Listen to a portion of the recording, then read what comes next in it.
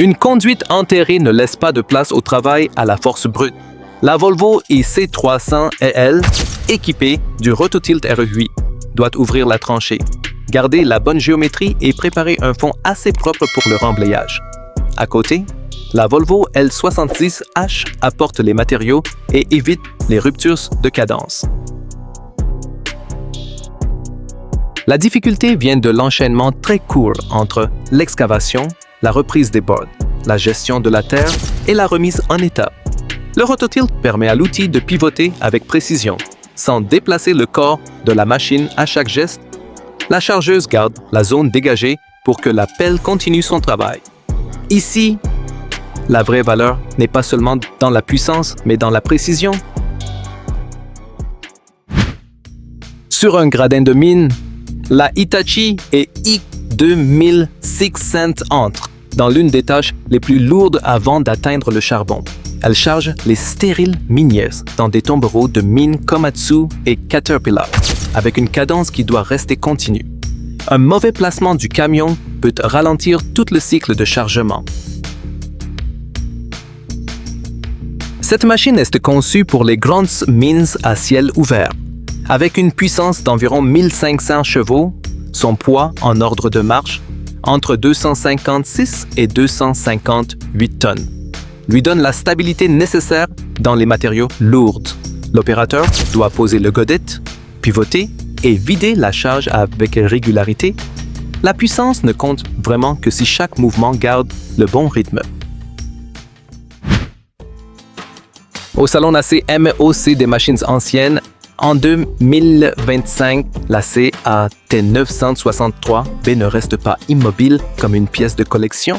Cette chargeuse sur chenille décape la couche de terre végétale avec une méthode autrefois très courante sur les chantiers. L'intérêt vient d'une machine ancienne qui accomplit encore une vraie tâche. Ces chenilles lui donnent une bonne adhérence et une pression au sol adaptée au terrain fragile.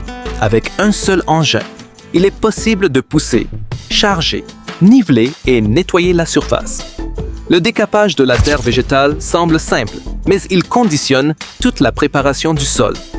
L'âge de la machine n'efface pas sa valeur quand la mécanique reste solide et que la tâche correspond encore à sa conception. Quand une Liebherr R956 équipée d'une cisaille de démolition approche une structure, l'objectif n'est plus de déplacer le plus de matière possible. L'outil doit serrer, couper et séparer les éléments d'acier ou de béton dans le bon ordre. Chaque coupe bien placée aide à démonter l'ouvrage avec plus de contrôle. Dans cette mission, la pelle devient un outil de séparation.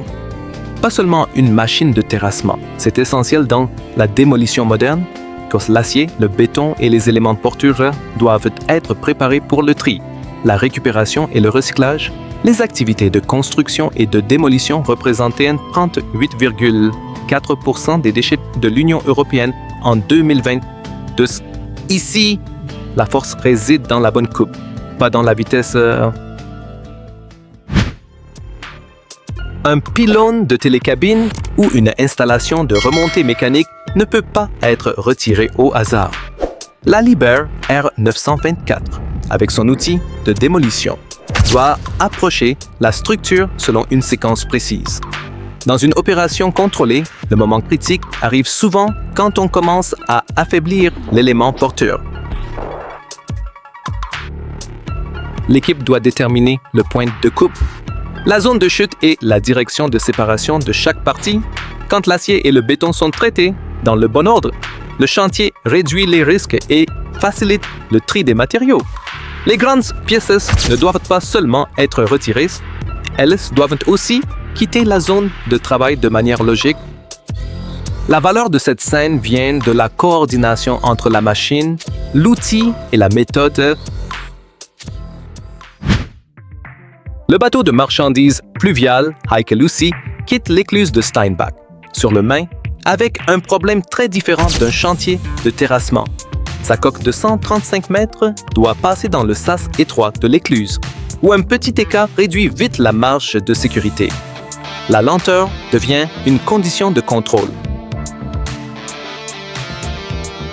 Le bateau mesure 11,45 mètres de large avec un tirant d'eau maximal de 3,42 mètres et un port en lourd de 3763 tonnes.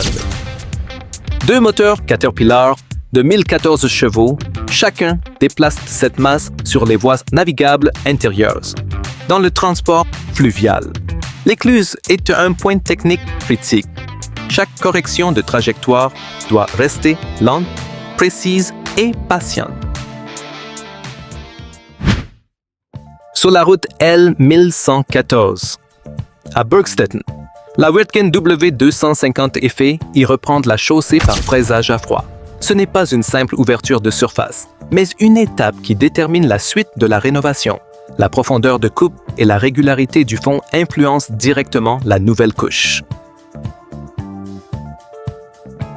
Ce modèle peut travailler jusqu'à environ 350 mm de profondeur, depuis le fraisage superficiel jusqu'au retrait complet de l'enrobé bitumineux. Les matériaux fraisés doivent être évacués en continu pour éviter toute saturation du chantier. Dans les travaux routiers, les granulats et les enrobés représentent des volumes considérables. Une coupe précise aide donc à refaire la route, tout en permettant de récupérer l'ancien matériau. À Sumar, en Frise, plusieurs transports du quotidien montrent une chaîne discrète mais essentielle. Du gravillon arrive pour les travaux de voirie, tandis qu'un rouleau compresseur et une petite finisseuse sont amenés sur un porte-engin surbaissé. En même temps, les services urbains et le transport de personnes continuent dans la vie locale. La valeur de cette scène ne vient pas d'un seul modèle, mais de la manière dont l'infrastructure ordinaire tient grâce à de nombreux trajets courts. Le gravillon sert à protéger la surface routière et les machines préparent la phase suivante du chantier. Le camion de collecte des déchets d'abattoir gère une logistique urbaine rarement visible. Même une journée normale repose sur plusieurs maillons de transport. À Valašské Meziříčí, l'état 830. 8 fois 8 ne cherchez pas la vitesse. Dans une épreuve de franchissement pour camion, le vrai défi se trouve dans l'adhérence, l'angle d'approche et la capacité à faire passer un camion lourd sur des obstacles irréguliers. Chaque dévers oblige le conducteur à lire le terrain avant de placer les roues. La transmission aux 8 roues aide à répartir la traction, mais elle ne remplace pas la maîtrise du conducteur. Il doit doser l'accélérateur, garder la bonne direction et franchir l'obstacle sans déséquilibrer le camion. La valeur du Tatra vient de sa tradition de châssis robuste et de sa capacité tout-terrain. Dans ce type d'épreuve, un ancien camion devient une preuve vivante d'ingénierie durable. À Ludvika, une Ackermann H7MB fabriquée en 1985 continue de travailler. Cette pelle hydraulique sur pneus représente une époque où la simplicité, la visibilité et la solidité du châssis contiennent beaucoup. Elle n'a pas besoin de technologies récentes pour prouver son utilité. Ce qui marque ici, c'est la capacité d'une machine hydraulique classique à rester utile dans une vraie situation de travail. L'opérateur peut utiliser la portée, la rotation et la stabilité de la machine pour effectuer des tâches familières. En Suède, la culture de la restauration et des démonstrations locales garde ces engins en mouvement. La machine n'est pas seulement conservée pour être regardée, elle est conservée pour fonctionner. Dans une carrière, une chaîne de concassage ne fonctionne bien que si l'alimentation reste régulière, la Volvo et C750 et elle charge la Metso LT130, tandis que la Volvo L260 H aide à gérer les matériaux produits et la zone de travail. L'objectif est de produire du gravier d'une granulométrie de 0 à 90 mm. La Metso LT130 est conçue pour le concassage primaire de matériaux lourds et peut fonctionner sur le réseau électrique ou avec un moteur diesel. Ce choix d'énergie aide la carrière à équilibrer production, consommation et organisation du site. la pelle doit alimenter la machine avec assez de régularité pour éviter le manque de charge ou la surcharge. Dans l'industrie des granulats, une chaîne stable soutient les routes. Le béton et de nombreux chantiers. Au Bloxham Steam and Country Fair, dans l'Oxfordshire, les camions à vapeur Scammell montrent une forme de puissance très différente. Les camions de dépannage Scammell Explorer et Crusader ne sont pas seulement des véhicules anciens. Ils rappellent l'époque du transport lourd avant la domination du diesel. L'intérêt vient de la manière dont la vapeur, le châssis et le savoir-faire du conducteur fonctionnent encore ensemble. Ces véhicules de dépannage rappellent une période où récupérer un engin lourd demandait beaucoup d'expérience mécanique directe. Les rassemblements de machines à vapeur au Royaume-Uni jouent un rôle important dans la transmission de ces compétences. Leur plus grande valeur est simple, ils roulent encore. Au lieu de rester figés comme des objets d'exposition, au Perth Hockey Stadium, le Camp Quality Convoy Perth 2023 quitte le point de départ dans une série de coupes de klaxons ici.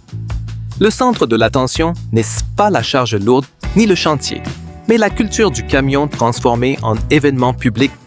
Chaque véhicule participe à l'image d'un convoi solidaire. Le son, les carrosseries et le rythme du départ créent le premier impact. Mais le sens de l'événement va plus loin. Camp Quality organise ses convois pour soutenir les enfants et les familles touchées par le cancer. Les camions ne servent donc pas seulement à se montrer, ils deviennent aussi des outils de collecte de fonds. C'est une autre forme particulière de transport où la communauté, les conducteurs et les machines avancent ensemble. Dans une prairie, la classe Jaguar 870 ouvre la chaîne de récolte en coupant et en hachant la biomasse en continu. Le John Deere 6250R tire une remorque Kaweco Radium 250 à côté de l'ensileuse automotrice pour recevoir la matière au bon moment. Si la remorque se décale, toute la cadence est interrompue. Cet ensemble fonctionne comme une chaîne mobile. L'ensileuse automotrice traite l'herbe, tandis que le tracteur maintient le flux vers le stockage. Le rendement ne vient pas seulement de la puissance de la Jaguar, mais aussi de la coordination entre les machines. Dans l'Union européenne, les prairies permanentes représentaient environ 48 millions d'hectares en 2020. La récolte efficace de l'herbe reste donc un maillon essentiel de l'alimentation animale. À Saint-Nicolas, un transport exceptionnel montre ce qui arrive quand la préparation ne suit pas les dimensions de la charge. La charge dépasse le gabarit habituel d'environ un demi-mètre de chaque côté. Les véhicules d'accompagnement et l'autorisation de transport exceptionnel ne répondent pas aux exigences. La circulation urbaine se retrouve perturbée pendant près d'une demi-heure. Un transport exceptionnel dépend de plusieurs niveaux de contrôle avant même le départ. L'itinéraire doit être étudié. Les véhicules d'accompagnement doivent remplir leur rôle et les autorisations doivent être en règle. Quand l'un de ces niveaux manque, le risque apparaît directement au milieu du trafic. La police doit alors isoler le convoi, transformant un simple déplacement en rappel concret des règles à respecter. Le Volvo FH16 750 de Skones tire un porte-engin Noteboom en configuration 3+5 essieux, avec une Liebherr 974 de Lek Sloopwerken transportée sur le plateau. Ce type de transport doit être vu comme un seul système. Le tracteur, la remorque, la machine de démolition et le conducteur influencent tous la stabilité du trajet. Le Volvo FH16 fait partie des camions destinés au transport lourd, tandis que le porte-engin Noteboom est conçu pour les chargements exceptionnels qui demandent une répartition stricte des charges par essieu. La Liebherr 974 est une grande machine de démolition et son déplacement entre deux chantiers fait partie du travail. Dans ce secteur, une machine puissante n'est utile que si elle peut arriver au bon endroit. Dans la neige, une pelle sur pneu Volvo charge un Scania T143H 420. 6x2 V8. Le travail paraît simple, mais l'adhérence, la visibilité et l'état du sol changent toute la manœuvre. La pelle doit rester assez mobile, tandis que le camion doit garder une position stable pour recevoir la charge.